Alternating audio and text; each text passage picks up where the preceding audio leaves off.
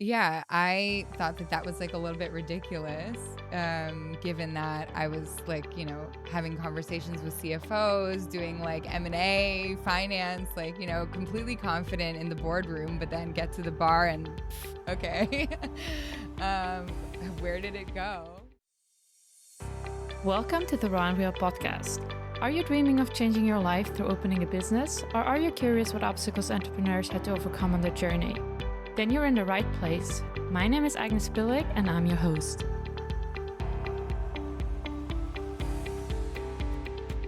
Hey everyone, welcome back to another episode of Raw and Real.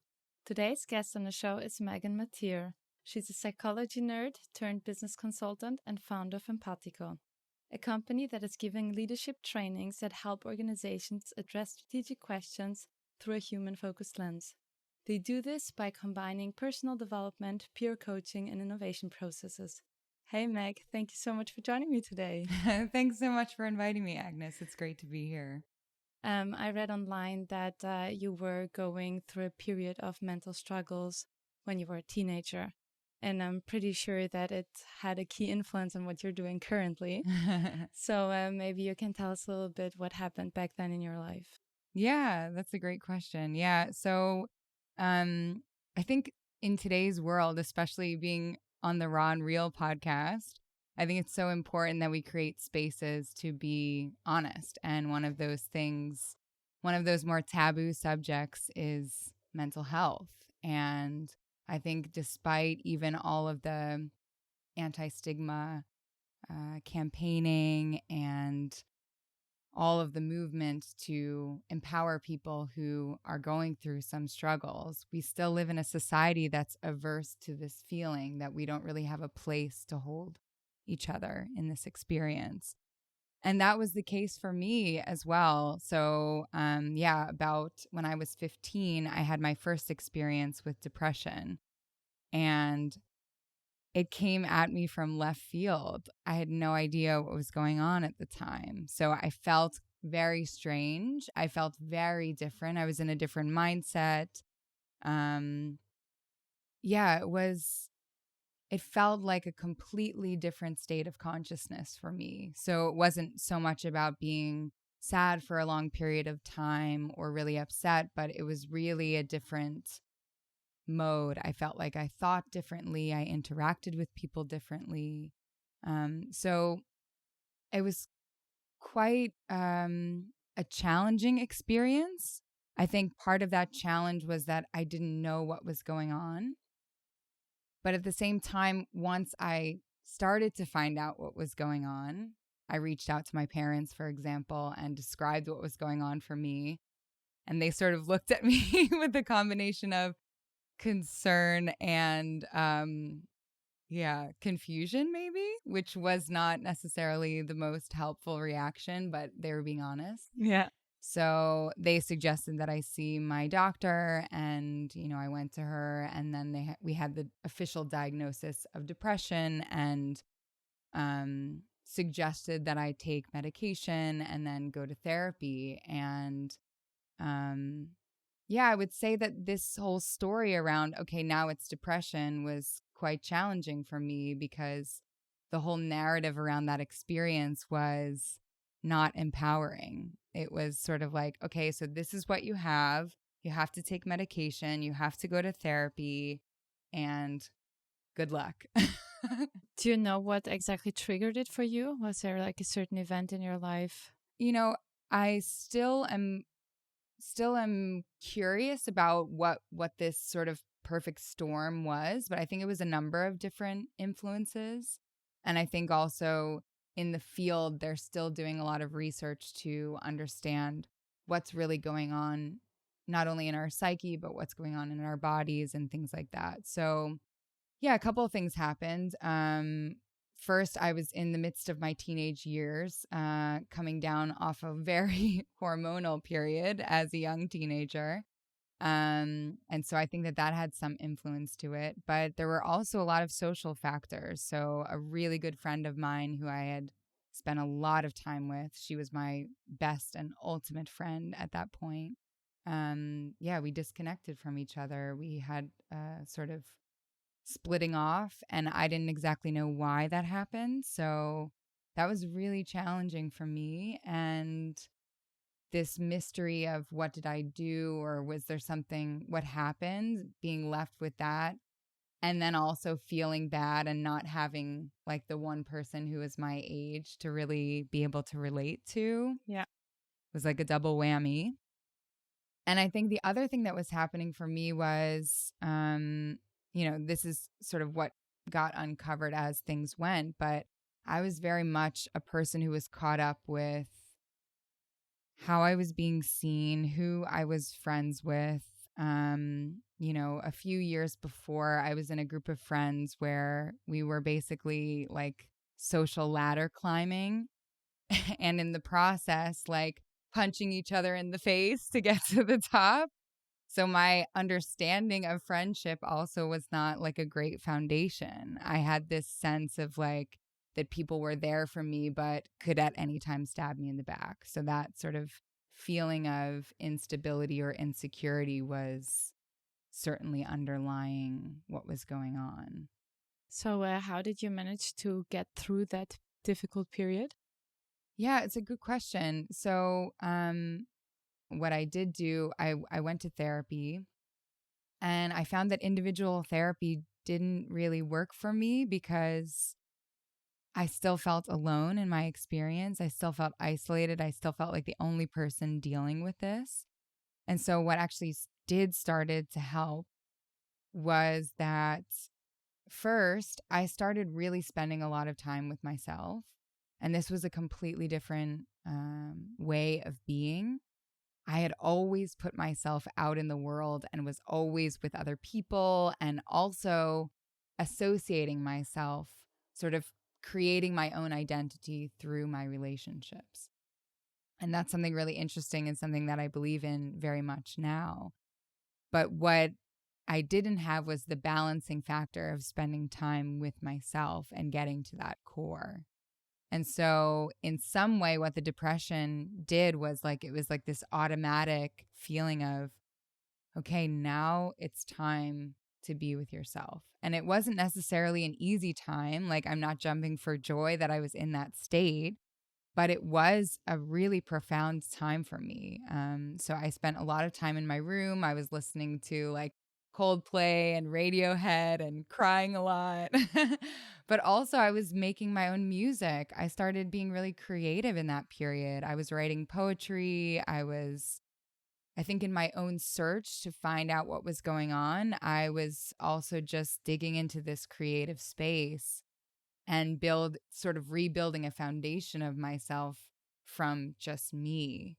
Um, and that was really important. So that was one thing that happened. And then the second thing, which was huge, was actually starting to build community and connection around my experience. Mm-hmm. So I started, sharing a bit of what I was feeling honestly, to my friends and to people that I met. And through that, I started meeting other people that were like, yeah, actually, I feel pretty much the same way. Mm-hmm. And, it sounds so cliche because we talk about like this need to have community and to feel like we're not the only ones.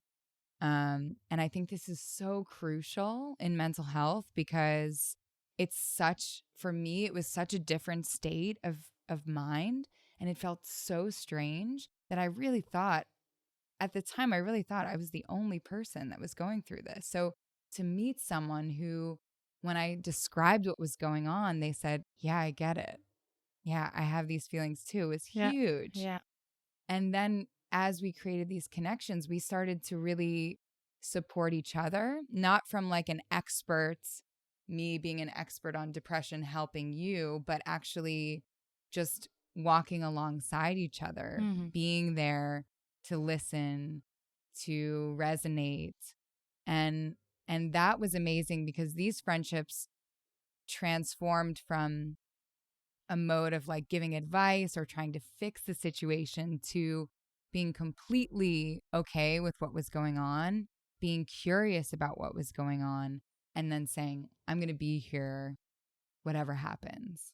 So that was a huge, a huge experience for me. And so much so that I think actually my entrepreneurial spirit started then, because a few years later, when I was in university, I actually started an informal, like, sort of group therapy group community that we decided, okay, there was no community spaces in university where people could gather and be raw and real and say what was really going on outside of seeing a therapist. And a lot of people didn't want to see a therapist. So we decided, like, sort of, how would you say, guerrilla style, to find this network within the university, not publicize it really broadly, but find the people that it made sense for. Mm-hmm. And then we started meeting together, twice a month and just having these sessions that we said, okay, this is not therapeutic. If there's something really serious and you need professional help, that's important. Half of us were already in therapy, but we wanted something different. And so that experience with us having, like, the very basic rules of we all listen to each other, there's no advice giving. Everyone gets a chance to share what's really on their mind. We can ask each other for help. Like, this basic framework was so empowering. And the fact that this notion, this possibility that there's so much there when people really come together and they choose the context, they design the context that they want to be in. There's so much potential for healing. And I think that's also why I'm happy to be on this podcast, because you're creating a context for a different conversation. Yeah. So you had all of this, like, psychology, in your life basically, but then you decided to start a career in finance and accounting. Yeah. So how did that happen? Yeah, it's a great question. Yeah, so I studied psychology, in addition to doing these guerrilla movements. And what I found in psychology, I think, I was a bit disappointed with my studies. I was introduced to, like, hardcore research methods and statistics, and even some of the methodologies that were more conversational were quite isolated. And so what I affiliated more with was, like, sort of the anthropological view of psychology, that we don't develop ourselves in isolation, that actually we only develop ourselves in relation to each other and in relation to the world. So we cannot take a person out of his or her context, give them a few questions and say, well, this is only because of who they are or their personality type or something like that. And I think I was really challenged and confronted by that. And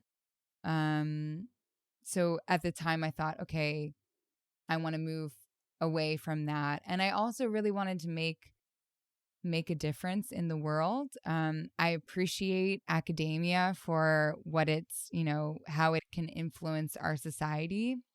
But especially now, 10 years ago, academia and the world of business and life were really, really separate. And I see that that's now changing, which is great, slowly but surely. So I thought, okay, I want to be in the world. I want to be working with teams. I want to be, like, see what the best of the best world could be. And I just so happened to have not only this psychology focus, but also very analytical, strategic side of me. So I thought, okay, I'll swing the other way and try what else is going on and what else interests me. So I got my MBA and focused in accounting and finance. And then I started at one of the big 5 consulting firms, thinking that, okay, now I can, sort of rest my hat on having a big name behind me and being in consulting and getting to see and work with some of the top companies in the world. Yeah. And so that's sort of how that transition happened. And in one of your blogs, you mentioned that during the time you had that irrational fear of going to bars by yourself. And it seems like overcoming that was also really important in starting Empatiko. So what were you experiencing then?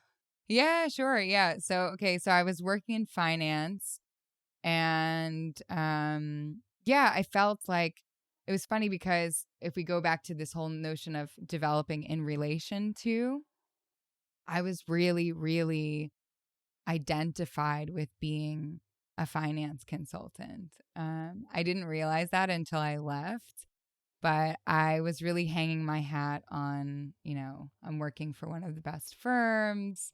I'm working in a very high performing team, very small group in the whole company. And so, yeah, I was very confident. I think I still am, but I was very confident in the fact that I was hanging my hat on this role. But it was so funny because, yeah, when I stepped outside of that office environment, outside of the company, outside of my team, outside of friends, I had this feeling of insecurity. And it was going back to this theme of me being alone again. So I remember I would go to a bar, I'd be there for 10 minutes waiting for my friend to arrive. And I would be so nervous. I would just be like, okay, what am I doing now? I got to look at the menu. Okay, wait, I'm going to pretend that I'm looking at my phone to check my emails.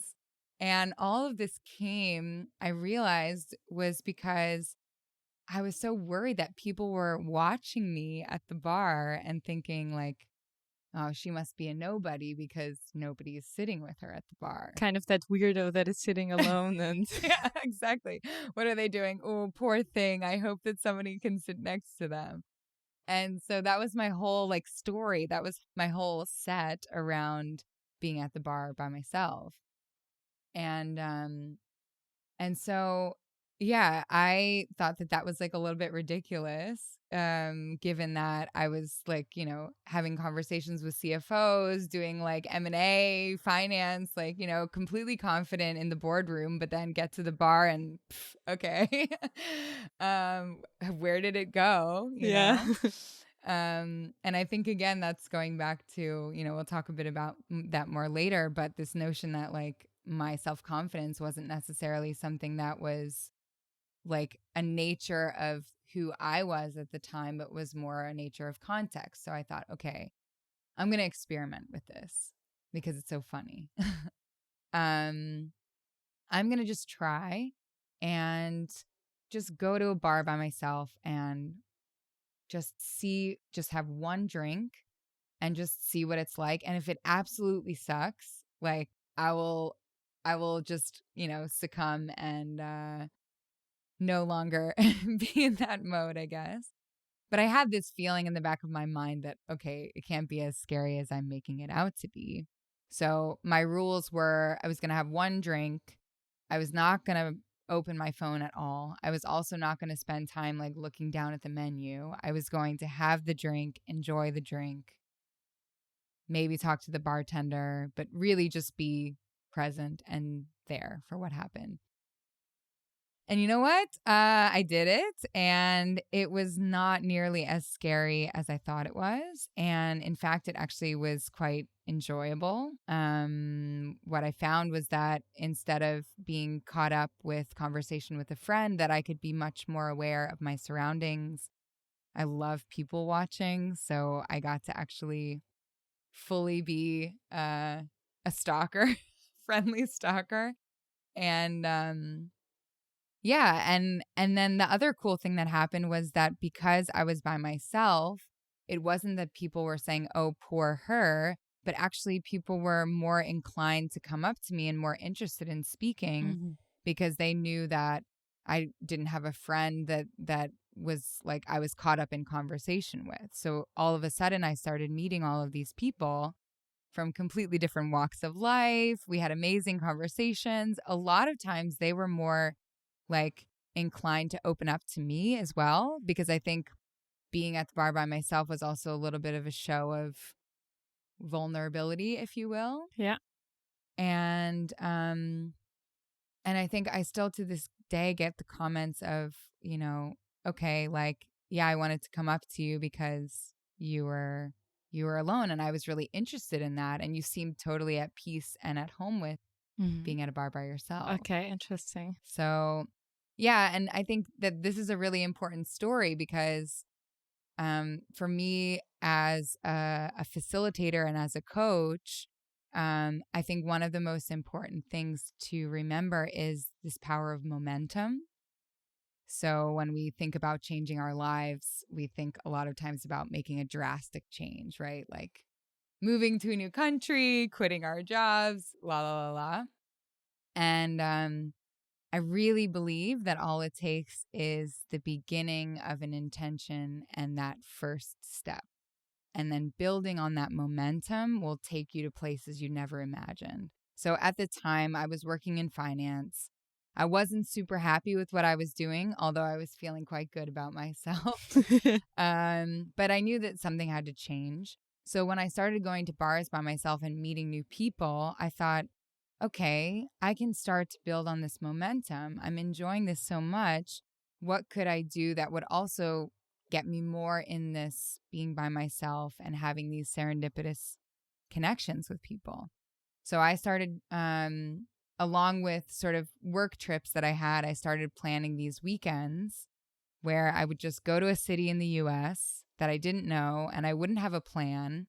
And I would just let myself explore the city and see who I ran into and what I ran into. And these trips were amazing. I mean, they were weekends, and what had happened in one weekend was so incredible. The places I ended up, the people I ended up meeting, the conversations that I had, it was just so amazing and inspiring that I thought, like, okay, I have to make this part of my life. This whole notion of creating space for spontaneity and for serendipity. Because again, next to that, I was working in a very structured, project oriented mode. And, I also I thrive in that mode as well. But it was important to have this other space. And so as I was building on that, I had a work trip that actually took me to Europe. So I went with my old company to Germany. And at the time, of course, I was like, I'm going to plan a weekend trip. And my intern at the time, she was from Spain. And so she said, like, you should check out Amsterdam if you're going to be in Europe because it's only 2 hours north of where you are in Germany and it's really a cool city. And so just go. And I thought, okay, perfect. I've always wanted to see Amsterdam. And so I'm going to check it out and also do the no plan and just see how things go. I had a great weekend in Amsterdam. I met a lot of people. I saw a lot of cool things. And on the last evening that I was in Amsterdam, I met my partner at the time. So going back to this whole like big life change, quitting job, moving to a new country, those life changes for me came out of this building momentum. So these small habits that you implement and then everything changes. Yeah, exactly. So that I began to follow very small signals and very small behavior changes that started to grow because these behavior changes kept giving me good feedback signals like, hey, this is working, this is something to explore further. So then I could grow it. And I didn't, for example, if you go all the way back, I didn't go to the bar to try and like move to a new country and quit my job and become an entrepreneur. But that's what happened. And I think that that's the amazing thing because I think if I had tried to, for example, if I had project managed my move or my shift, I would be in a completely different place because I would have been driving it from this systemic, strategic, mindset. And I think, I also I'm very much strategy oriented person, but there's some things that it's super important to continue to connect to yourself and get those feedback loops. So I think I still do that to this day where if I feel like, oh, there's something that needs to shift, I ask myself, like, what is the smallest, most fun way I can experiment with this to get some feedback? And that feedback is like sort of twofold. So on the one hand, how do I feel in this experience? But also like what's happening, Mhm. right? And when you then started Empatiko, what was your imagination of how things would go and what actually happened in reality? So yeah, I think when I started the company, I was riding on the adrenaline of love and of moving to a new country, and I'm really an ambitious person as well. So when I set my mind to something, I'm really going for it. Um, and yeah, I started Empatiko. The idea was actually like building on this notion of this story that I told you about in college. This notion that we underestimate like the abilities that we have to support each other, to collectively problem solve, to learn about ourselves and each other through relationship. And so I wanted to build a company that could sort of catalyze these movements within organizations. So instead of, for example, having um, some sort of guru or leader who is telling the rest of the people, okay, this is what you need to do, a bit more top down style, how can we enable people in organizations to, on a more of a community level, start to be in touch with what do I want? How does this align with what the organization wants? And how can we start to more organically contribute to a shared goal? And so when I started the company, that was like the idea. I could see it. I saw it like, in flying colors. And of course, in the entrepreneurial world, we tell people dream big. So I saw like 2,000 people on Museum Square, revolutionizing the way organizations work. I saw like people really taking charge of their own careers and starting to shift things in this way of creating momentum in organizations. I saw people being able to change cultures, creating new contexts for connecting, that people went from like these sort of siloed cubes of getting things done every day to actually connecting with each other, having spaces to do that, being raw and real with each other about what was going on for them at home and both at work. And and I still have that. I still have that vision. I'm still moving towards that vision. But I think what happened was I had this idea that it could be happening within like a year or something. And so what I learned was that this whole momentum principle that, I was sharing with you Yeah. about is also present in business. That it's not like you turn on the switch of, okay, now I'm an entrepreneur and then everything comes around and happens for you. And I know a lot of seasoned entrepreneurs know this very well. And I think that's why, if you started one company and ran that company, that people trust you to start more companies, partly because you understand like the mud, blood, sweat, and tears that go into it, and that it's worth it. So, yeah, what I realized was sort of the reality of the situation that I was in, which was I started a business in a new country. I quit my job. I started this business without any sort of huge professional network in the country. I started a business in personal development and group coaching, and I didn't know the language of the company that I was operating in, which was super important for enabling powerful conversations. So what I didn't realize was that there were a lot of, there are always strategic boundaries to overcome when you start a business. But in my case, I had this really high ambition and then the practical reality of starting a business plus starting a business in a new country with no network. So yeah, my my expectations were readjusted. And now it's interesting because what I feel is that this steady growth, this steady, building is actually really important for building successful business, because when we go back to that notion of experimenting, the first like year and a half, for me, in my experience at least, was a lot of experiments. And in the beginning, you also had a co-founder for a while, but that didn't completely work out, right? Yeah. And you also, how long are the sales cycles for you overall? Yeah. So if we are doing like B2B sales, we have two different models. So one is B2B, like we're working with major clients that we design workshops for, deliver them for. It's a lot of custom work.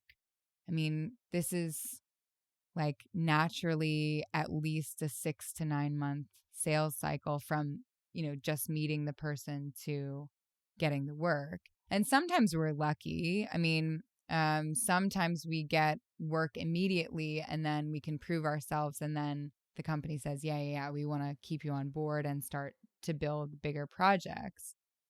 But my experience has been that, like, in this space, you really have to build the relationship, and that makes a lot of sense. But in the beginning, when you're anxious and you want to run something and you're like, I spent all this time building all of these materials and programs and I'm excited to put them into the world, then yeah, you have to be quite patient. And so I had this assumption that if we worked hard enough, if we literally just were, grinding it out for 9 months, that we could build a business together, my co-founder and I. And she was in a slightly different financial position than I was, having a bit more leverage from my old company.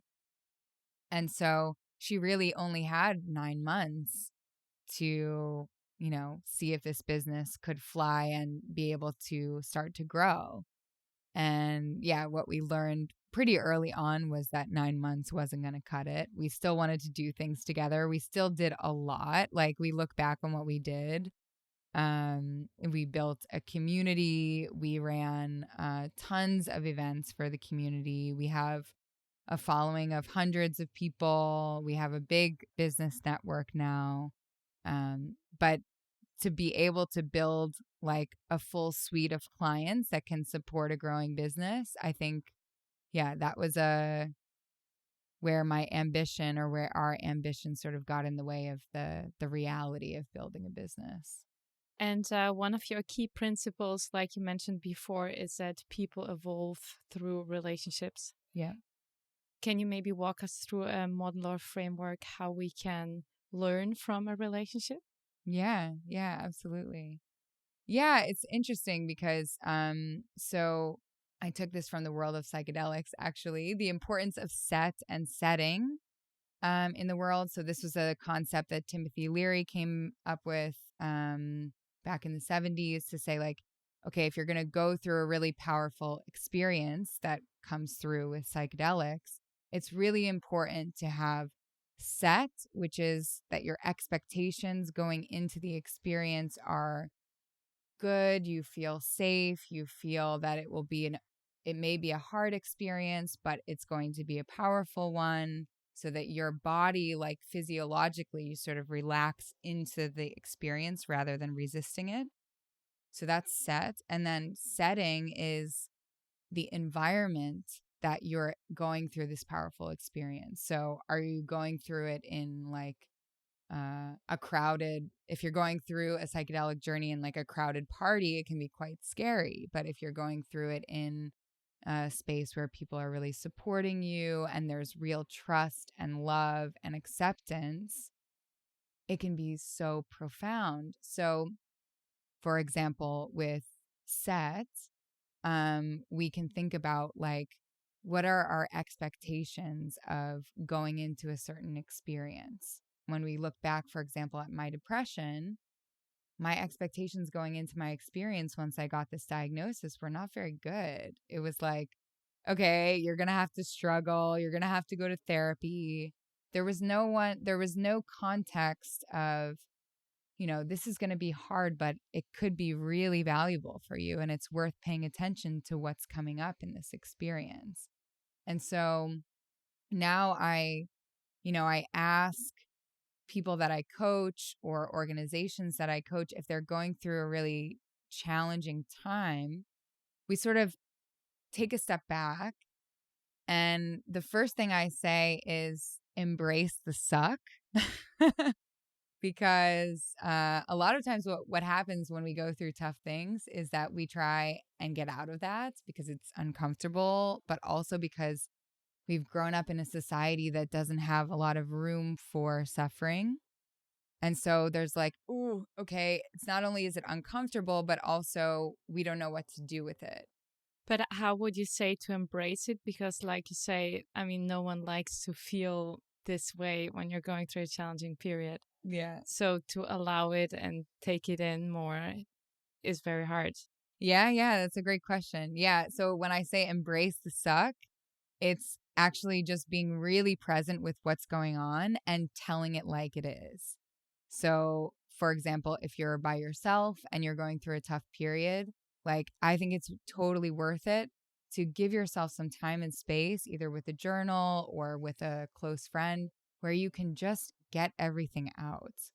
That you don't have to sugarcoat things, that you don't have to like make a nice story out of it, that you can say, okay, I want to say really what's going on. This is really how I feel. This is really what's happening. And that is allowing us to also just be with what's going on and not be resisting it. So, for example, again, in my case with my depression, I think a lot of the beginning of it, the real struggle was that I was trying everything to get myself out of it. I was reading self-help books, I was running, I was really not happy with being in that place. And now having like had some other experiences and tools and a lot of work in sort of the spiritual realm, understanding the energetics of things is about like as much as we can, like relaxing into the fact that we're going through something tough. And that's this whole experience as well of like acknowledging to yourself that it is going to be challenging. Because I think in some way, like the whole sugarcoating is again suppressing the experience. So saying, okay, this is what's really going on for me. And for right now, maybe there's nothing I can do about it. So that's that whole embrace the suck or sit in the suck. Just take some time to just be with that feeling and not have to fix it and not have to make it into a nice story or have lessons from it or something like that. And so that's, I think that's really powerful. And what I find is that, at least for myself and also with some clients, if they have the time to write or to speak about what's really going on, it lets out a lot of that energy. And then it gets a bit quieter. And then you have some of like the wisdom or the underlying sorrows or the vulnerability come up that can be like complete perspective shift. But you can't have that like if I'm going like to myself, okay, like where are the insights, like give me the lesson of this experience. It's really hard to do that because like then I'm also forcing something that it's again a method of resistance. I don't want to be where I am. I only want the lessons. Give me the lessons. Don't give me the struggle. So if I can let myself be in that struggle and let that out and really give it a safe space, meaning not judging myself for what I'm writing or what I'm sharing with a friend. Also, we can create these spaces in conversation. Then you have the space for the wisdom to come up. And I think that's so beautiful and powerful. And that's all about creating a new set for the experience of struggle that so I can see now if I go into a tough period that I'm certainly not happy to be in it. And I'm not immediately saying, what are the lessons? What are the lessons? But I can be with my struggle. And I know in my heart of hearts that this process is profound and it is going to show me something. And that sort of faith that I have changes the experience completely because, again, instead of going like, ooh, I don't want to experience this, I go, okay. So whatever happens to you, you always have that faith that you're going to take something out of it? Well, yeah. I mean, I would like to say, yeah. Now I'm thinking, okay, I'm saying this on camera, and then I feel like the universe is like, okay, you say yeah. All right, we're gonna bring on some life challenges. So, I would say yes. I do really feel this in my heart of hearts, and it's an like I think about also. I will share it with the world that I really believe that depression and other, experiences that we're calling mental illness have real potential to transform us in our lives.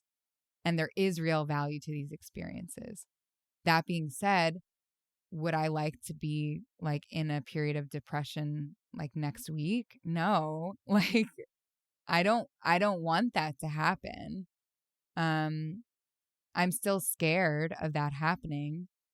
And I have faith that when I approach this experience with more curiosity, when it does happen, that I can get more through it more powerfully. You also told me once that there is a certain exercise how you can figure out polarity in relationships. Maybe you can tell us a little bit about that. Yeah, sure. Yeah, so that's like sort of the second layer. So if we've changed the set of our relationship with an experience, we also can change the setting. So one of the tools that I think is really powerful for both transforming yourself, so using relationships to learn about yourself, but also transforming the relationship with one another, is this notion of polarity in relationship. So we typically are drawn to, like attracted to people that are embodying parts of us that we are either not acknowledging or suppressing or we lack. So, and that attraction can be both positive, like I think this person is really sexy or I really admire them, but it can also be like a negative attraction, meaning like I'm my attention is going towards this person because I'm really annoyed with them, right? It's all about attention. So my attention is being drawn either positively or negatively to someone. So a really easy way that you can start to play with this polarity is in an exercise with getting to know our enemy. So before you actually go into this exercise, it's also really important to know the principle of this is all about being in balance. So the reason why, for example, we're drawn to someone who is an opposite of us is because subconsciously we're trying to get a bit more in balance. We may be relying too much on a certain way of being, and so we're attracted to someone else and they help show us in an embodied way a different way of being. So so that's the value of it, is really saying, okay, there's something in this person that's a balancing factor for me. So what you can do in your life is you can think of someone who really annoys you, or someone that you're currently maybe in conflict with or having a hard time with. And then really get clear about like what it is about that person that really annoys you. So, for example, for me, one of the things that still to this day is one of my pet peeves, I think, with people is people that aren't considerate of others. Like they're only thinking about themselves, and like they're not willing to compromise, basically. Mm-hmm. So really stubborn. Yeah, exactly. Like even like in a small way, right? Like if I'm out with friends and someone says like, I want to eat Chinese, and I'm not like, I don't care what you guys want to do. Like that's where I'm going. And like, if you want to go somewhere else, who cares? So that would really, really annoy me. It's good to think of like a specific person as well. But yeah, this theme shows up so many times in my life. I have like 5 or 6 people I can think of.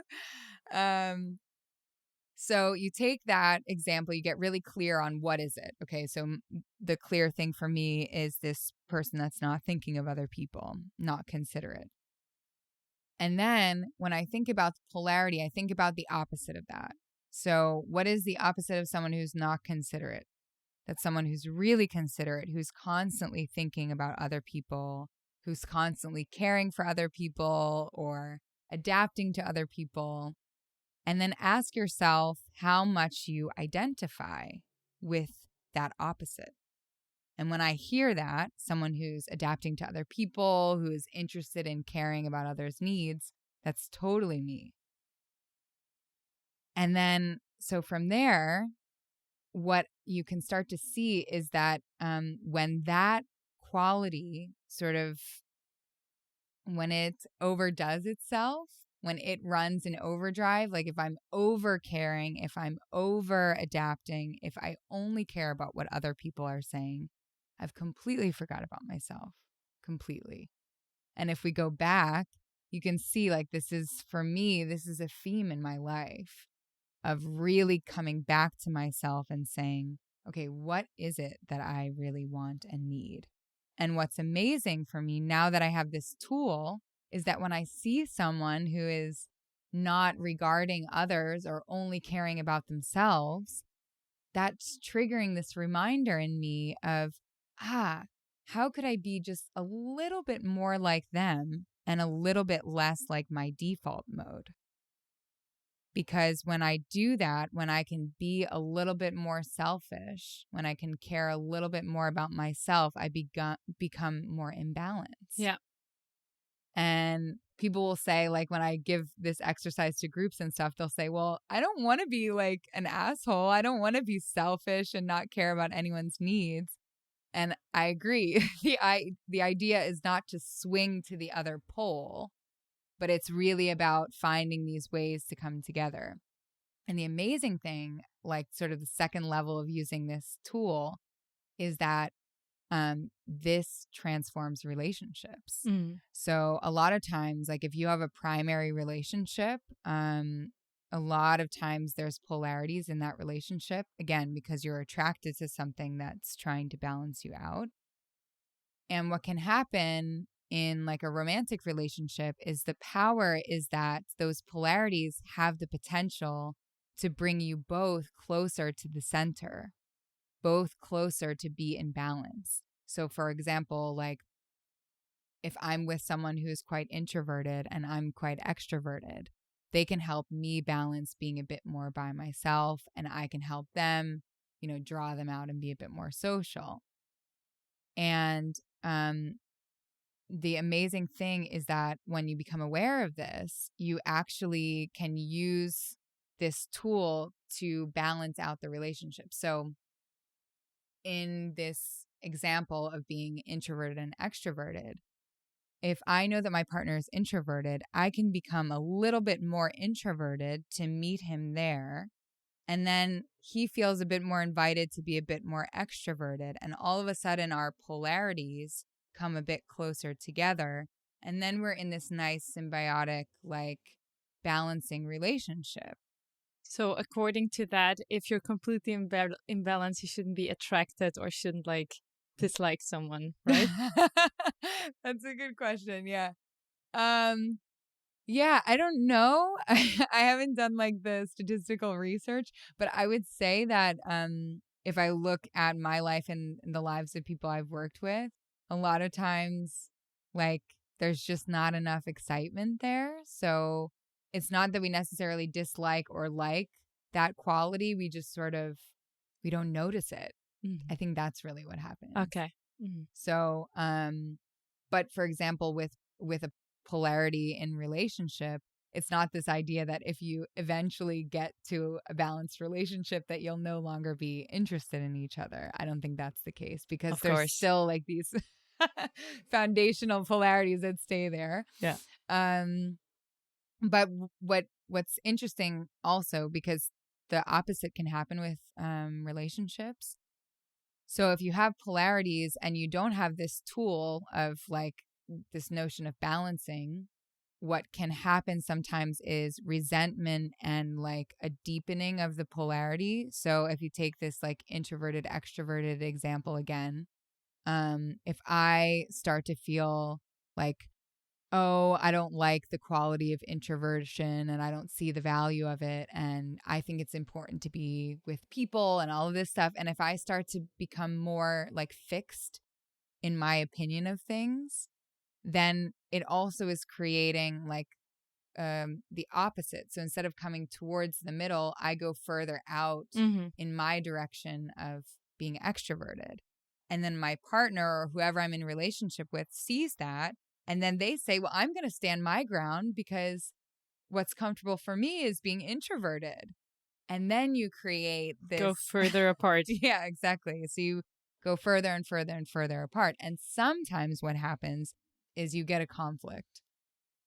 And the nice thing is if you have a conflict about those polarities, you then have the chance to save the relationship, because then you're explicitly sharing to each other what's going on. And again, if you have this tool and if you have a willingness to come together and compromise a bit, then you can save it.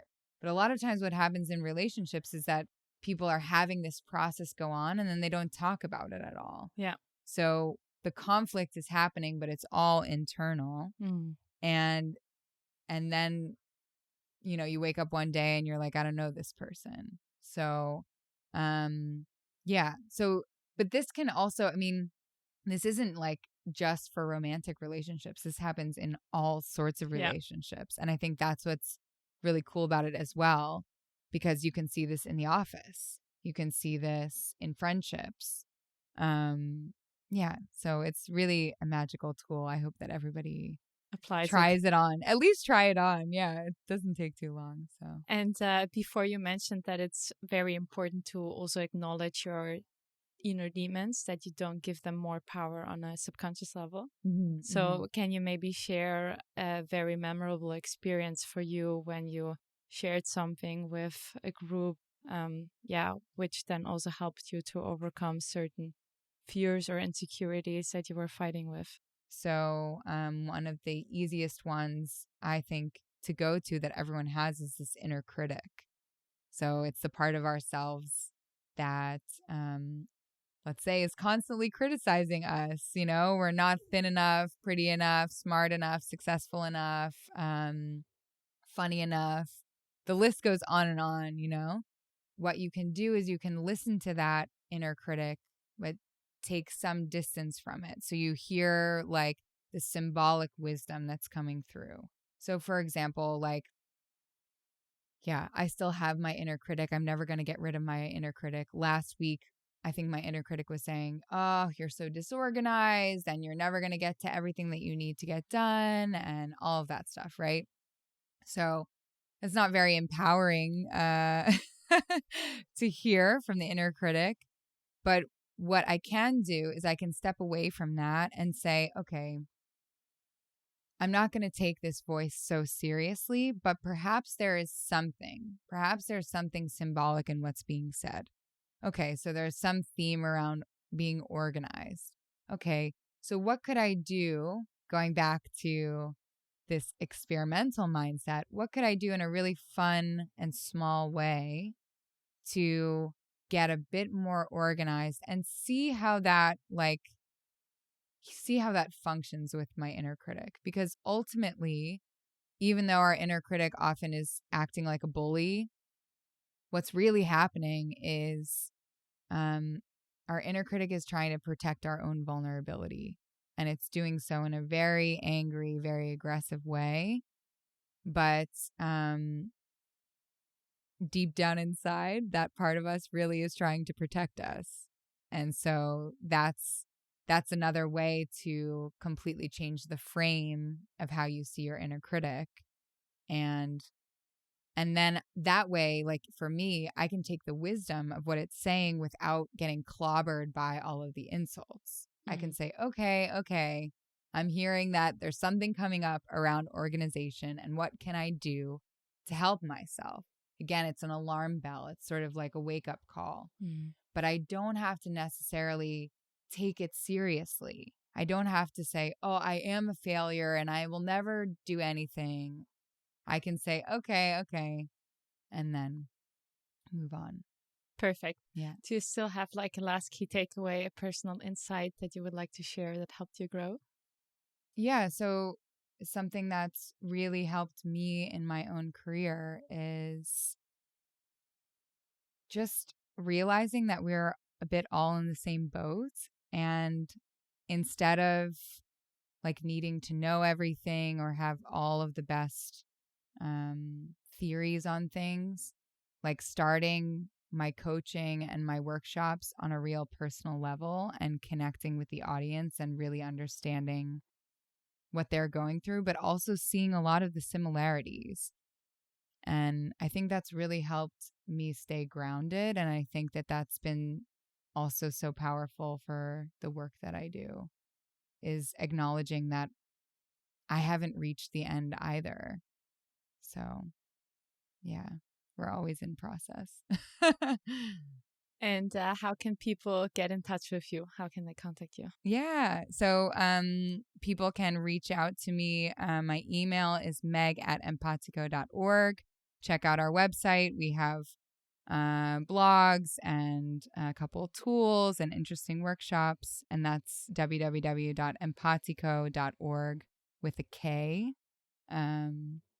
But yeah, check out the show notes. You can check me out on LinkedIn. I'm happy to connect. If something resonated in this podcast for you, yeah, please reach out. And I have a new program starting called Walk Together, and that's about mental health. So if you're interested specifically in mental health and how we can change it together, then check out walktogetherprogram.com. Nice. Thank you so much for sharing all of these nice exercises. And for everyone who's watching or listening, please make sure to comment below what your favorite takeaway was of today.